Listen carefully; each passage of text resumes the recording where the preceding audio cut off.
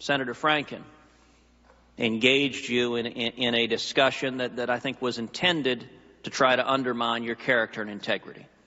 And in particular, Senator Franken suggested that you had somehow misrepresented your record. It is unfortunate to see members of this body impugn the integrity of a fellow senator with whom we have served for years. It is particularly unfortunate when that attack is not backed up by the facts. Senator Franken based his attack primarily on an op-ed written by an attorney, Gerald Hebert.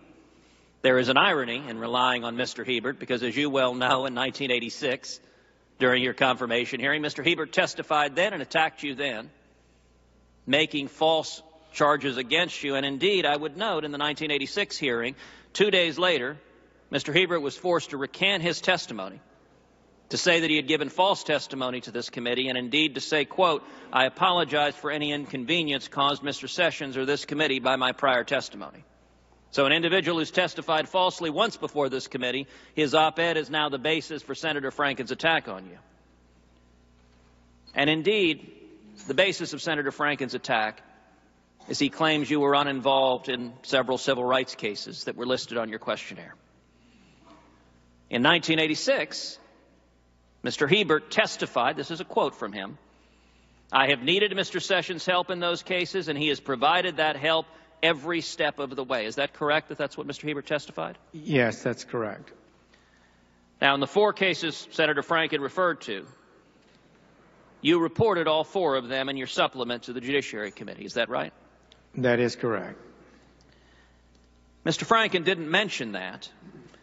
And let me point out, here's how you describe your involvement in your written submission to this committee. Quote, "For the cases described in 2, 4, 8, and 9, my role, like most U.S. attorneys in the nation and not with non-criminal civil rights cases, was to provide support for the Department of Justice, Civil Rights Division's attorneys.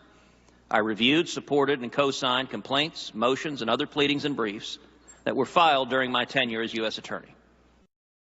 Provided assistance and guidance to the civil rights attorneys, had an open-door policy with them, and cooperated with them on these cases.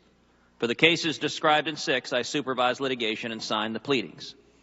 Now, that is consistent with the 1986 testimony that you provided help every step of the way. Is that correct? Well, I think so, yes. There's no question you've been forthright with this committee, and I would note that members of this committee don't have to search far and wide to know who Jeff Sessions is.